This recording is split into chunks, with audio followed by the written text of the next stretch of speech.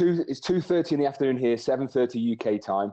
I'm going to formally announce this. Go. Richie Watson, man with the beard, this beautiful gentleman, with me, Richard Enion. It's ex-paleo versus ex-vegan. That's this guy. And that's this guy. He's lovely. And this is LifeWell UK Live. We're doing these weekly chats, these call-ins. Is that a beer? Richie's getting smashed on this call. I'm going to basically, I've done a few of these now, Rich, and I'm just going to start getting Ricky Gervais about it all. Ricky Gervais at the M is, it's this. Oh, Equinox Kombucha. We like those guys. Yeah. Oh, they're great guys. So if people aren't aware of kombucha, I know that in places that you've spent a lot of time, Rich, like LA, kombucha is pretty. People know about this stuff, but in the UK, it's relatively new. Us kind of learning about this stuff. Of course, historically in Japan, they've used it since forever. But it's a fermented fizzy drink, so a wonderful health food alternative to a fizzy pop because it's fizzy and it's tasty, but it contains an abundance of probiotics. And what they do is they have a culture in a big vat, huge culture. In culture big vat, like British culture or like American culture. More like Japanese culture. It's a SCOBY, a living thing, like think fungus, but not. And this SCOBY, what it likes to do is eat sugar. It likes to eat sugar and excrete probiotics. So it's just a perfect thing for us to stick in some green tea, shove a load of sugar in that, let it eat it, let it excrete the probiotics and the yeasts. And the yeasts are what make it fizz. So it's a wonderful, natural, that's lovely. fizzy drink. I want to throw in a little point on that. I love it. Really love the drink and the feeling of it. And I actually, Equinox, I get on well with. There are a couple of brands in the States actually that really disagree with my digestion for whatever reason. Maybe it's the culture that doesn't quite work with me. So if you guys at home, if you try a kombucha and it doesn't agree with you the first time, there's two little tips I've got is try another one. That's if you're not making your own, or check out the temperature, because when it's like really cold and fizzy, that can be sometimes a little bit tasking on your digestive system. Nice. Before I show off my mug, go on. Also, I'm going to show off mine as well. We're going to talk about mugs in a moment. Well, we've got someone calling in. To that glorious subject. So also, if you need to establish a better microbial balance in the gut, if you're deficient in probiotics, for example, if you want to put it that way, and you start consuming probiotics you don't have there, you may have fireworks going off until it actually establishes equilibrium.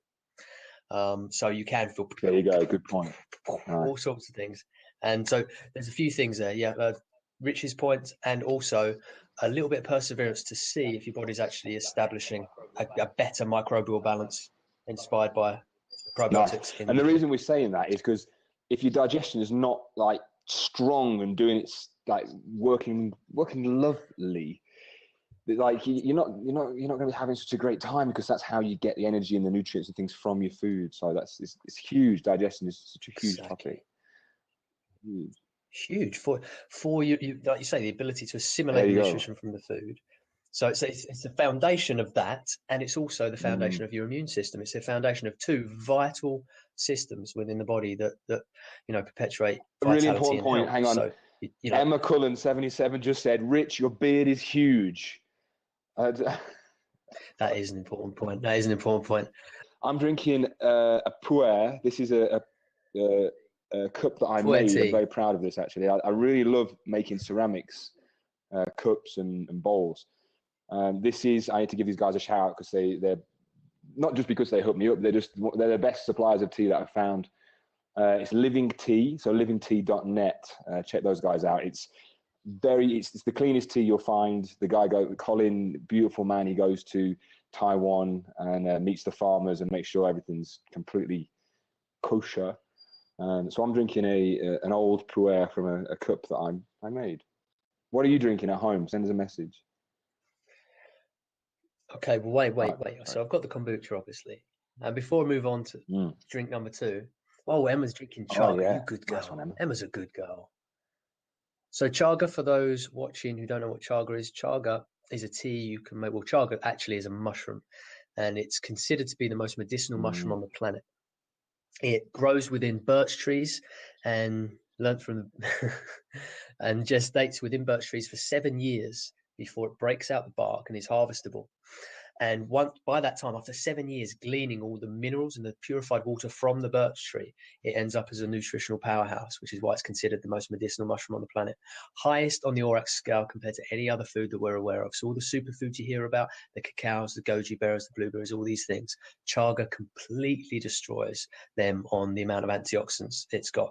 And so with this mushroom that you harvest sustainably from the birch tree, always ensure if you're sourcing chaga that it's been harvested sustainably. So that means that they're not taking the whole mushroom from the birch tree, then leaving about half in there so it can continue to proliferate, benefit the forest, benefit future generations. We want to benefit from it, but we don't want to take it away from the planet. We don't want to take away from future generations. We want to use it responsibly. So make sure you have that conversation, you investigate, you ask those questions. Is this harvested sustainably? It's a gift. This is a gift from nature to us, and we need to treasure it and treat it respectfully. And after you've got, you source the right chaga, use it economically, get as much out of it as possible, simmer it over and over again, break it down into smaller and smaller bits, because it's a very densely packed, nutritious food. And the more you simmer it over and over again, the more of the nutrition within you unlock. The more you break it down, the more you can unlock.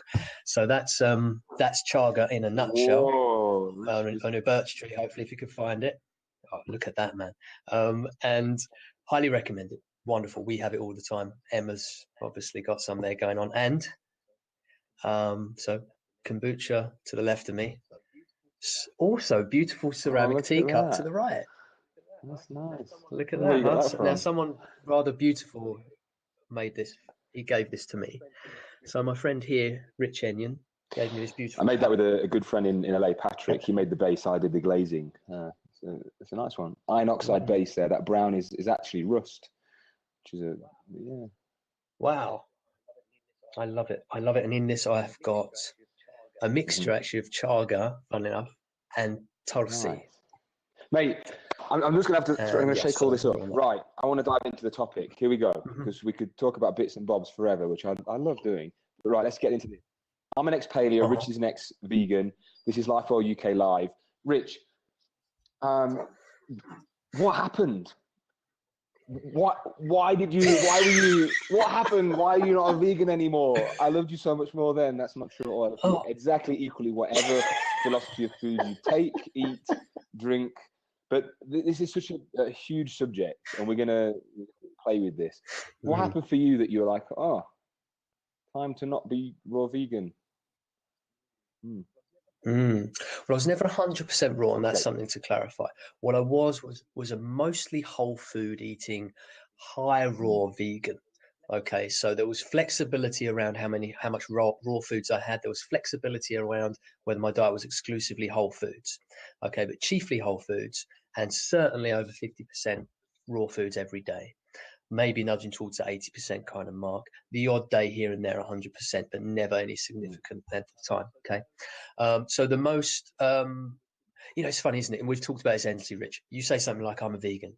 What I've just described there as a vegan diet is very different to the vegan over here that's eating the fried sausages and all the processed stuff and that kind of stuff. So my diet was distinctly different from a typical processed vegan diet, actually, which is pretty typical. It was still high quality, nutrient dense foods.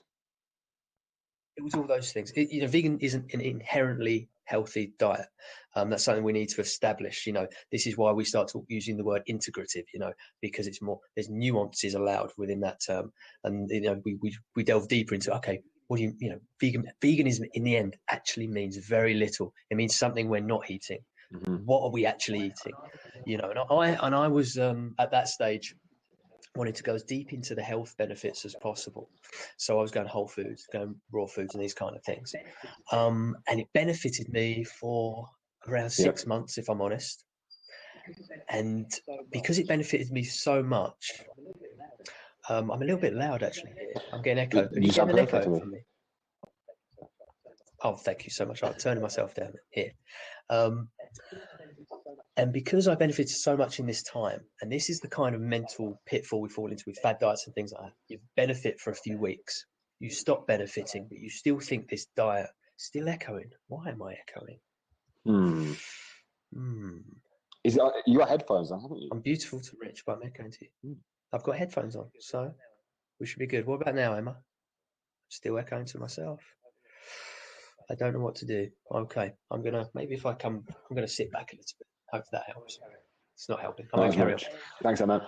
And so after this short period of time, I benefited enormously. Detox, it helped. I was getting nutrition I was without, so I was nourishing my body with raw plant-based nutrition. It just wasn't getting. Juices, a lot of this stuff, and I benefited. And then I stopped benefiting, and I didn't notice. I didn't notice early enough because I was so convinced this diet worked for me. It did work for me then. It worked for me for my needs then. What I needed to do was detoxify, and I needed to re-nourish and provide my body with certain resources it needed to take me to another level. It wasn't a longevity diet for me. It wasn't a thriving vitality long-term diet. And I missed that. I missed the memo on that one. So I started to become very sick. When you say very sick, like, do you want to let us know any specific symptoms that? Sure. People should understand, first of all, a history of ill health. So it's a complicated topic for me when it comes to health and lifestyle and the relationship therein. But what I started to become very weak and very lacking of energy. Okay, that's a poor sign. I mean, it's a good sign that your diet isn't working for you. And in the end, because what I did is I just looked within the sphere of plant-based nutrition that I knew worked so well for me, because it had done. I looked within the sphere of that world for my solution. So I was going more superfoods, more this, more that, get those algae, and all that kind of stuff.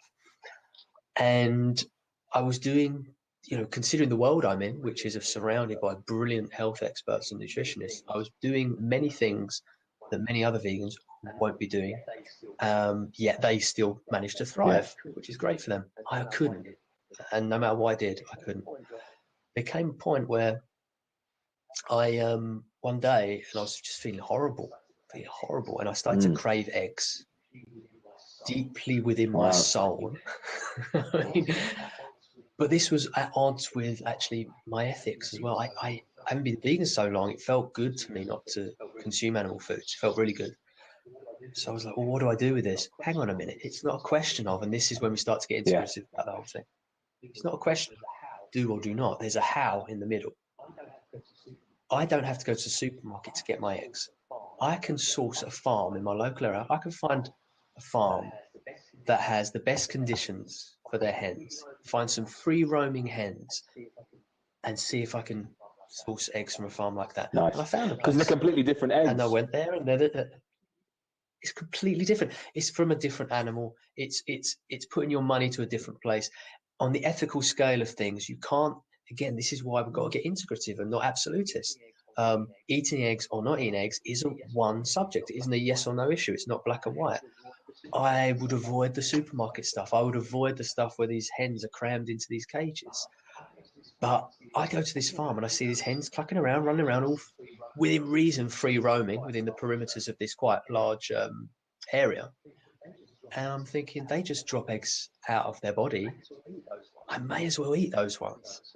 To really simplify what you said, is like you went on to vegan, part raw, part not. It was great from your starting point, wherever you were at that point for those 6 months. It cleaned you up. You got some great nutrients in. And then after 6 months, there became this kind of dogma in your mind of like, vegan is great. I feel great.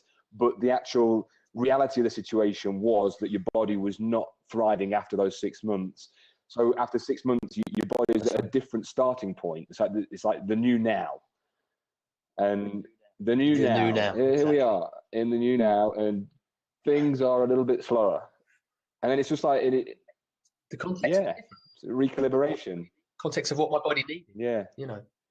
Yeah, and then so you look outside, looking at what's available. It's like, okay, this is the best egg. This is the best food that I can get that I feel is going to be great for my body, and it's going to have the best impact on my local environment and on the animal and on myself. I'm going to give that a go. That's exactly right. And what happened is I felt great. I felt stronger within those first, the omelette I made, you know. Yeah. The omelette you made. And I felt really, really good. It was odd. It was odd eating those foods to begin with, because it was weird for me eating that kind of food.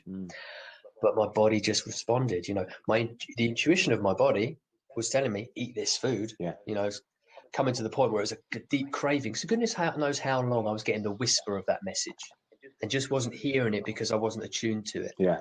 You know, this is so important, being open to whatever your body's telling you, because if you close yourself down with a belief or ideology, then you might miss the whispers. So it has to yell. And you get to that point where your body's breaking down. It's dysfunctional. Yeah. I got these things, I ate them, and I felt fantastic. And from then on, I incorporated a modest amount of eggs into my diet, and that worked an awful lot better. So it's like, would I be right in assuming that you kind of have the same base diet as you had, but you've added a few bits in, almost like supplements, but they're, you know, whole foods from the animal world? Yeah, exactly right. And things have changed over I've lived in Ecuador, right? And then we ate very pure whole foods diet. Then I've come, and mostly raw, and then we've come home in the colder climes in England or in the UK, we eat very little raw food, to be honest, and we go to soups and these kind of things. So there's a lot of flexibility there. The basic framework is natural. Yeah. Okay. Natural in the true sense, not in the sense of on the go-ahead bars, they're natural. No. Goodness, that word vibrates through my brain like a torpedo. It's natural. It's natural. Oh, is it? Really? Go on. Sorry. When you say it, I get it. It's a word. It's a word that, of course, you don't have to get certification for, like organic. Yeah, there you go. So they can just use it, and then you've always got to go. Well, of course, everything comes from nature at some point. That's literally why they get to say it. But when I say a natural, I mean as close to unprocessed as foods come out of the ground. You know, that whole foods area. But we are flexible. We are flexible with that, and I what we're going to come on to, Rich, and I'll mention it first before we share some of the context you're going to bring, is the effect the mind exerts on the body, and how much just enjoying the hell out of something benefits us physically. And when we're looking to embark on a certain lifestyle, ensuring that our focus isn't on what we're avoiding, so we're just boxing ourselves in more and more and more, become more and more frustrated and agitated and tense with it. Our focus is on the celebration and appreciation of the food we're choosing to eat. You know, so we don't become this flag waving, right? Oh, I'm eating this way, and you guys should all eat that way. No, get that stuff away from me. And your focus is constantly on what you're not doing and that kind of stuff. If your focus is on celebrating and appreciating the food you are choosing to eat, then the experience you will have of that food will be distinctly different. Let's just address this little call from Lost in a Dub, ex-vegan. Hi, thanks for that message. I need advice on this very issue. Did you hear what Richi was saying a little bit earlier about how he went into veganism, let's say, saw some great health benefits for about 6 months, like really, really thriving, and then in his own words was in the vegan mindset. Rich, tell us. Let's share this again real quickly. Yeah, let's recap because Vervet Monkey here, I want to provide a bit of context for you too after your comment of exactly what we're talking about to clarify it. So Lost in the Dub, the benefits were there in the beginning because of where I was in the beginning, what I needed. And I'd had a history of debilitating chronic illness. It benefited me in the beginning enormously. Then there got a point where my needs changed, and this was not a long-term diet that worked for me. And I tried everything I could within the sphere of the plant-based world that I knew to do, surrounded by experts, surrounded by the best kind of guidance. And I did everything I could do to provide my body with the nutrition I felt it needed as I got weaker and weaker and lacking of energy. And eventually the intuition of my body yelled at me because I craved eggs, to start consuming eggs. I started consuming them again. It benefited me. But this is the thing. I was caught in this crossroads of, it wasn't about yes eating eggs or no eating eggs. It was, how and what kind of eggs. And so I sourced the eggs that were still in line with my ethics, which was free roaming hens, dropping these things out of their body, and I get to go and I love the way you say bodies and not bottoms. Yeah, well, I'm trying to avoid that, but thank you for clarifying for me. And then I go and pay, the farmer that provides this wonderful land to these hens, and he gives me these eggs, and I'm fine with that. Not odds with my ethics. Weird when I started consuming them again, if I'm honest, a bit. But I got over that because my body really thrived on consuming some of those again. So a modest amount of eggs I brought into my diet. But again, integrative perspective, not do or do not, but how. And right now, at this stage, how is a hugely relevant question, because you're always going to get the it's natural to eat meat argument over here. But let's forget that polarity and go, okay, is it natural the way we're eating it now? Should we have a look at that? Can we source better? Can we consume better and use less? Just because it didn't work for me, not only do I not believe it can't work for other people, I also don't believe that it may not work for me in the future, because it might do. I don't know. So that's what we're talking about. Okay. It's not, it doesn't work. It doesn't work. And that's that. That's the mistake. When you experience something personally, the mistake is thinking it works like that for everybody.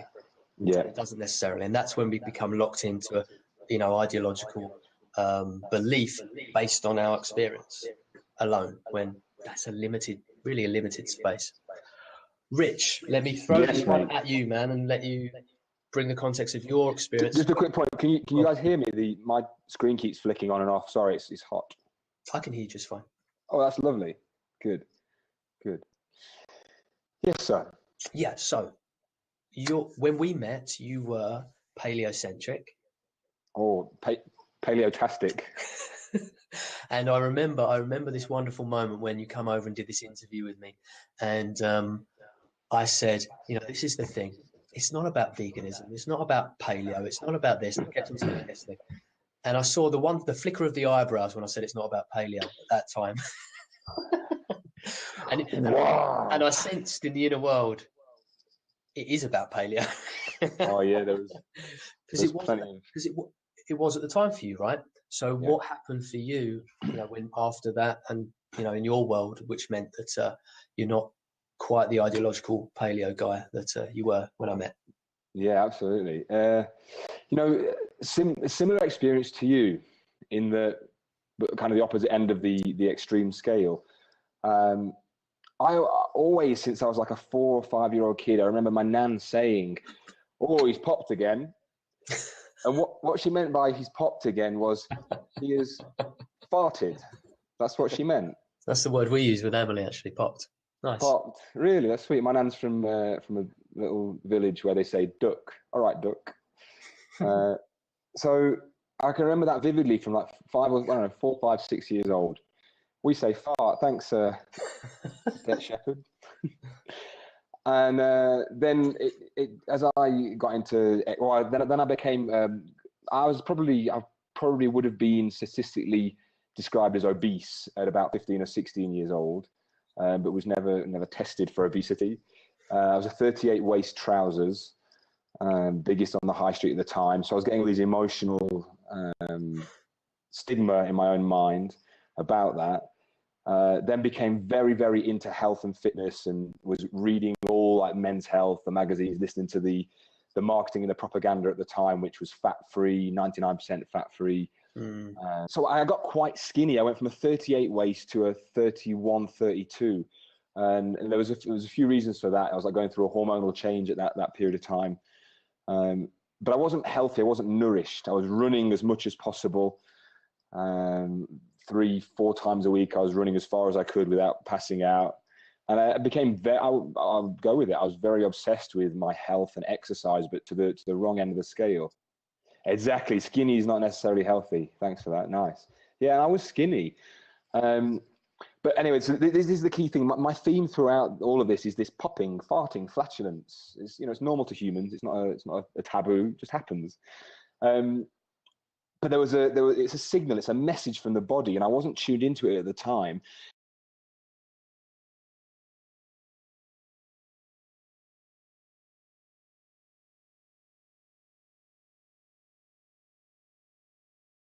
I was just touching on these points. I've been talking about flatulence, symptom, going through my own symptoms, and that was what I was talking about, like spots, greasy skin, night sweats, acid reflux, indigestion, dry poos, wet poos. These are all signals from the body. They're all messages, like you were saying earlier, Richie, listening to the body's intuition. In our book, we've been writing for 3 years. We call it very simply messages. They're messages. And it's like, okay, so what is the message? It's not really normal to have sloppy excretion day in, day out. It's a little message from the body, and something needs fine tuning. It's not necessarily a huge big deal, but it could be in the future if it's not addressed and fixed. Hi from New Zealand. What's the topic? Hey, skating rules. This is ex-paleo, me versus Richi, ex-vegan. It's not really versus. We're kind of on the same page. Yeah. Going from our journeys of like, right, I'm paleo, everyone else is wrong, to like, you know what? Wow, I was paleo at that time, and it was a great upgrade. It was a great upgrade from my current way of eating into like cleaning out certain foods, cleaning out processed dairy, getting rid of refined grains. And then, so this is, as you asked me, Richie, what was my journey? This is the key turning point. Was probably about 18 months into being very strict paleo. Like, I don't drink alcohol, or maybe a couple of glasses of red wine a year.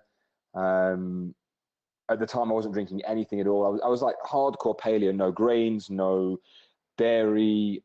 It was just meat, fruits, nuts. Yeah, around about that. So 18 months in, after feeling great on this way of eating, I started to get symptoms again. I was like getting a bit fatigued. And that was the key first thing, was fatigue. Then I was getting night sweats, warm, heat. And you've heard me say these symptoms before because they were my own experience. I was getting sloppy poos.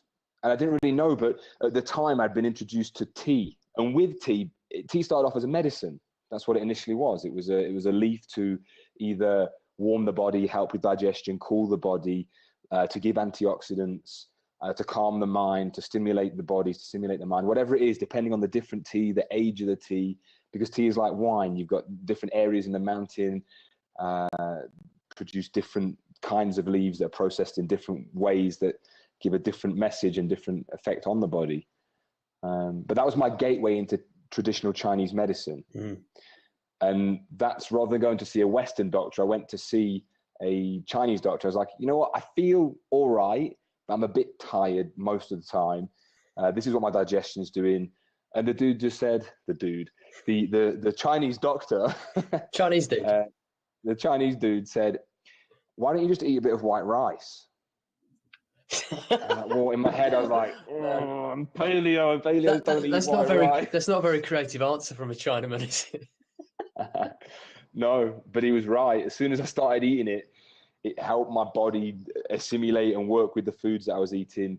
My energy came straight back. Amazing. Side note, it's not to say everyone needs to eat white rice. It's not to say that this is the answer for everybody. But I think the key big message that me and Richie are pointing at is to let go of the dogmas in well, you know, I'm not going to tell you anything, right? But I had to let go of my own dogma in my own mind that I'd learned from somebody else, someone else's marketing strategy that helped me for a while to retune into my body to what it actually needed, from what I thought it needed. And it's an ongoing process of like, okay, now I feel awesome. I'm going to keep doing what I'm doing. Then the weather changes, the seasons change. Oh, you know what? My body, like, then there's like there's like an intellectual, okay, the weather's changing. My body's probably going to want some different foods pretty soon. And then the body's like, oh yeah, okay, cool. I'm going to start eating warmer foods because it's cooler. And it becomes this beautiful journey of exploration to different foods. Like here in Bogota now, I just dived straight into the fruits. I've not eaten as much fruits as I am doing right now ever, because they're everywhere. There's like the most unusual fruits. I'll bring some along next time. And they feel great, and they feel great right now, but maybe when the weather changes, I won't need so many fruits. Yeah, and also, you know, your physiological needs based on, okay, have you been going through, when you started, did you need to go through some detoxification? Once you get past that, do your needs change? I mean, that was what happened for me. You know, it's just one area. Or is this is this food working very well for you? And you've got to a point, but now do you really need to address probiotics, as I'm looking at the kombucha, right? Do you need to address the underlying microbial balance of the gut that affects the way you break down food, whether you can break down food, you know, how you assimilate the nutrition? There's so much context, and the seasons is one, who you are is another, and when you are. So where you are, climate, but when you are with your own physiology, what's going on for you at this your stage of life, or your stage of undoing things you've done before that weren't ideal, because that's a process as well. And you know, has the gut flora been compromised along the way? The answer is yes for most of us. You know, so there's all of this context, but what Rich is saying, and he's absolutely right, and I touched on this a bit earlier, is I'm echoing again. I'm sorry about that. Enjoy it. Enjoy the echo. Enjoy the echo. I'm gonna like we're in a mountain range together. Okay, visualize it with me. If you're not open, so like Rich said, if you close yourself in with a dogma or ideology, someone else's marketing, someone else's beliefs, if you're closing yourself in and you have that belief, what that belief can do, or that ideology, whatever, it can submerge the voices, the whispers, the language that your body speaks to you. Because if you've got too much noise here over an idea, then it submerges the ability to actually feel what your body's telling you about it. Because you've got a belief and you know it's this. And then you don't thrive, but you miss that your body's telling you, saying, you know, you've got to make changes. You can go on for a long period of time like I did before your body yells at you. So being so open, renouncing ideology and beliefs, not just in your diet, but in all areas of your life, allows you to grow fluently. You know, it allows you to stop having to go through the crashes before you recognize the lesson, before you recognize where you should go. It allows you to listen to the whispers, take the nudges, and orientate yourself in this healthy, flowing way. But of course, me and Rich went through the contrast of not doing that, you know, and that's why we know it. That's why we know. But the fascinating thing is, there's all these people now, because there's been so many diets like veganism, raw foods have become very big. A lot of people are trying them. It doesn't work for some of them, paleo another. And then they go through the other end and they realize, it's actually an integrative thing. It's actually more sophisticated than that. And it's more about my own intuition. Once you clean things up and you're nearer the whole foods kind of spectrum of things, your body starts to speak to you in a different kind of way, because it's not trying to get its message through, you know, this kind of swim through glue. And also you have better reference points because you're eating a more natural diet. Before, if you just eat biscuits and your body wants anything, it's just going to say biscuits because that's what you're eating. A few key points. Can I emphasize a few things you said there, just to go with. Again, just to reiterate, it's like where you're coming from. Where are you now? What's your starting point now? Are you eating turkey that's in little packets, that's full of processed foods, that the turkey was tortured, the food is smashing through your system? What's your starting point now? That's a key one. Forget about everybody else's starting point now. Where are you? The other point you said then is like, it's not just about food. Listen to the symptoms. So the symptoms might come in, your digestion, you might be having reactions, there might be stress, there might be like lack of sleep, there might be heat, there might be being cold, whatever it is. But that your food might be perfect for you in that moment, but your job might be killing you. Your relationship might be stressing you out. The job might be perfect for you, but you might be traveling around the world all the time and you need to stay in one place for a minute. That's one of mine. A fortunate, really lucky problem. So those points. So where are you now? It might not be your food. It might be everything else other than your food. You might be tuned in right perfectly right now. You might be like this Scottish centenarian, feeling amazing, smoking cigarettes all day, drinking beer, drinking whiskey. And this is one of our little topics that we pull up on when we come into this conversation, which isn't it, is imagine what you could be capable of if you fine-tuned your food a little, just tweaked it a tiny little bit on that. And we've got little comments coming up here, which we really appreciate these comments. Debt Shepherd, the shitty food has a shitty vibe. Great point. Imagine that person that's thriving, having a great life, connected with his community, smoking cigarettes and beer, and they upgrade a couple of foods to this is a whole other subject, but a higher vibration food. then imagine what they might be capable of, like within their community, within the world, within people, within helping this planet. Another conversation we could space out on, but yeah. Also, Vertebrate Monkey. It's amazing once your body is clean. Now, if I eat something like chocolate, for example, I feel nauseous and crave cucumber with apple cider vinegar. Awesome. I've found your body definitely talks to you when you have a clean system. Yeah, exactly, and you can hear it. I just want to give chocolate a little bit of help there. I guess what you're referencing to there is like a non-chocolate, a processed, perhaps a GMO full of added lactose and that sort of stuff. Cacao is heavenly for some people, or maybe it can be too stimulating sometimes, like it can be for me. But just interesting thing I've found is that when we crave things like vinegar, that can be our body actually telling us that we need fermented foods, because what that vinegary flavor, where it comes from, is actually fermentation, fermented foods, non-pasteurized ones, the ones that are alive with probiotics. Check out the raw cider vinegar, or check out making your own sauerkraut. See if you need to support sauerkraut, and see if you support a stronger gut flora there, because then you might be able to break down that chocolate without any problem. There you go. Just a little title in here. This is, those of you who've just joined in, it's Richi Watson there necking a kombucha. Richi used to be vegan, and after a little while of being brilliant on a vegan diet, tuned in and found that there was a few things that he personally needed to add in from the animal world. And I was a paleo hardcore with very strict thinking about being a paleo. And then, after a while, my body was telling me, don't need to just be paleo. Be a bit cool about this. Listen to what's going on.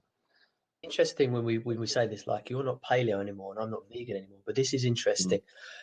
I know your ethics are still paleo, in the sense of, what was the core value within the paleo diet? Natural foods, and also respecting food and eating meat consciously. So you're no longer eating processed junk. You're trying to source, you're concerned with the life that animals had. Yeah. You're concerned with what's happening before that food gets on your plate in terms of the other animals and the environment and things like that. So your ethics within paleo are still the same. It's just more integrative in how it's expressed. Absolutely. Yeah. And likewise, my ethics are still vegan. My ethics, in fact, I have this conversation. When you come from this integrative approach, and you're no longer an ideological approach. An ideological approach says, right, veganism is the moral baseline. That's it. I've accomplished it because I'm not eating meat and dairy, and using those products and all those kind of things. But my diet, which I have no name for, my diet is chiefly whole foods. It's chiefly organic. I source a lot of local foods, and it's highly conscious. Okay, that means that there's a certain argument. And even though I have some eggs that I source in this fashion that's in line with my ethics, there's a certain argument that me as a non-vegan could have against a vegan that's eating processed foods that have been treated with pesticides. There's an argument I could have that says my diet's a lot more ethically sound than yours, because if you're existing chiefly on foods that have been treated with pesticides, there's environmental issues with that, but also there's the connotations on the animal world as well, because if you're funding those companies that are producing those pesticides, you're actually funding some of the most immoral companies on the planet, like Monsanto. And guess what Monsanto do? Animal testing. So this is when we become integrative. We go into the nuances, become more sophisticated. And that's not saying veganism isn't a beautiful lifestyle. It is. It's a beautiful lifestyle. But there's more. What kind of vegan? And what kind of non-vegan, and can we all learn from each other in a healthy way, without finger pointing, without saying you're doing something, because actually there's a lot of vegans that will go, everybody needs to do this, and they're actually missing this whole part of the conversation. They're missing that they might not actually be authentically in congruence with their own ethics. So that's the important thing. Are you embodying the ethic of your intention in whatever lifestyle you're leading? And that's about consciousness. It's about, this is the thing. There's so much awareness to be had. You know, we're always learning new things. So it's not about putting this pressure on us to be perfect, but it's about increasing our awareness and then increasingly integrating that awareness into our lifestyle in a way that works for us. So it's also not, right, I'm aware of that now and I have to just be this thing and eat this way. That might not be healthful for you. That might be too much.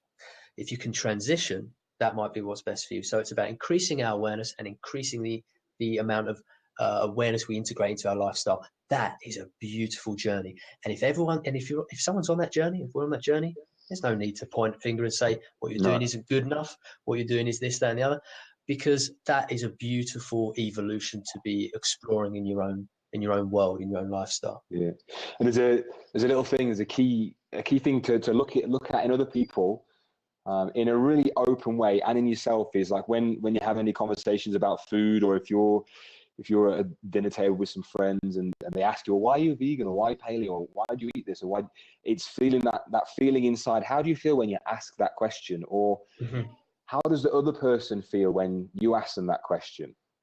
And if you feel a feeling inside of like, oh, stop questioning me. Even that in itself, I mean, you might be perfectly right for yourself. You might be in that place, or they might be in that place themselves. That's 323. That's my number. They might. Why is that your number? I don't know. 2332. It's just this little number that pops up for me every now and again. Okay. Oh, cool. It's not to judge them or not to judge yourself. It's just to listen to the feeling in yourself and to listen to the feeling in the other person and say, okay, cool. That's where I'm at. That's where they're at. That's what that whether it's. Let's go for your own example or my own example. Rich, why are you paleo? Paleo is the right way to live. That was my kind of thing in my head. And it's hearing that hearing and feeling the feeling before, and knowing that's another little message to your body. Like, maybe my thinking's too rigid around this whole subject. Yeah. You had that wonderful. Sorry, go on. I was going to say, you had that wonderful interview with David Wolf. Yeah. And the way he put it during that interview, and I highly recommend everyone check this out. Which what's the subject of it? It was paleo versus vegan, right? That was like the same thing. It was me chatting with Dave. Yeah. So David Wolf, paleo versus vegan, and David Wolf gave a really good answer, about this whole thing. He's a vegetarian himself, and he defined his diet a little bit. But what he said is, when you go too far, like you can go too paleo or too vegan. Some people, can. It's the opposite that will be the thing that saves them, and that actually rings true once you've been in the health world a certain period of time, and you've worked with enough people and you've spoken with enough people, and you've encountered people and their different experiences and journeys. What he said just then in that way, absolutely perfect. It'll be the polarity that saves you, because you've gone too far here for you and it's not working, and this is the thing that's going to save you. Bang on. That doesn't mean bringing back to the other extreme, of course. It means integrating elements of that to make it work for you. Yeah, I'm going to wrap this up in a second, but I just want to throw a couple of little things out there. This is Richi Watson. I am Rich Enion. Richi used to be vegan. I used to be paleo. This is LifeWell UK, and we're doing weekly chats on this kind of thing: health, food, everything from mind, body, energy. I'm going to be doing these on the last Sunday of each month. When are yours, Richi? Mine on the first Sunday of each month. Yours will be the fourth Sunday. Sometimes a fifth Sunday creeps in just to make sure that people do this. So you're the fourth Sunday. I'm the first. The second Sunday is David Saville, fantastic life coach, really effective life coach and brilliantly powerful speaker. And the third Sunday is a guy called Colin Smith, founder of Dexterity Solutions, got a beautiful message, some wonderful deep insights. Donna's given a lot of props to Colin Smith. We just had Colin Smith down for a talk, a LifeWell hub that we ran, and one woman left this room after 40 minutes of this presentation with Colin and some exercise and things. She left saying it was the best night of her life. Colin really has got a beautiful message that's very relevant to us now, and it's all about active listening and deep connections, and just how just focusing in on that just ripples out with the good vibes and good effects in life. So that's us every Sunday, 7:30 GMT, 7:30 PM. It's free. It's gonna be us. We're gonna be having guests. We'll probably be having each other on again as well at some point. We love chatting with each other. If we do it, we may as well do it while people listen. Because, exactly. Guys, thank you so much for being here. Thank you for coming and listening. If you like what we're saying, if you like this, tell people, share it. It really helps us. We don't want any money off you. We just want you to tell people to get in the conversation. Thank you for your questions. Get questions in. Amazing. And so the good way to follow is to follow us here. Emma Cullen, I'm just going to do this because it's my book. I've been writing a book with my co-author Jeff Duperon. I got a visa to be in the States, in the United States. I've been there on and off for about 3 years, writing a book called Fuck Dieting. It's all about this, freeing the mind from this trap we've been taken into by marketeers, by ourselves, by being distracted. So I'm 3 years into that. We finished it, we've edited loads of it, and we negotiate publishing deals. Guys, if you ever write a book, know that it's a long process. It's a very rewarding process. Long process. I have a blog called Rich Eats. So Twitter, Instagram, Facebook, it's at Rich Eats, RICHEATS. And this is LifeWell UK Live. So people can follow us here. So then you'll get notifications of when we're doing the next scheduled broadcast, or you can subscribe to the events on the LifeWell Wellbeing Facebook page as well. Those are the two really simple ways to stay connected with these. But like I say, you follow us here and you should get notification of when we're doing this stuff. And it's every Sunday, 7:30. Good way to end your week. Good way to start the next one. Oh, beautiful. It's a slogan. I just did the slogan. Magic I made up a slogan for Rich, it. what's your last word of the cast? What's your last word? Go easy. Be gentle. Stay awake. Stay aware. Don't put too much pressure on yourself. Be the best you can be moment to moment, and everything's going to work out just fine. And I love you so very, very much. Oh, that is beautiful. It's more than one word, but that was brilliant. As if I could. What was that word going to be? I don't know. Tea. Mine's going to be tea. Mine is this, right? I'm sure you guys drink tea or know people that drink tea. Mine is tea, organic tea, at least organic tea. That is my little final note. Thank you so much, guys. See you very, very soon. Thank you, man. Cheers, mate. Love you. Love you too. See you.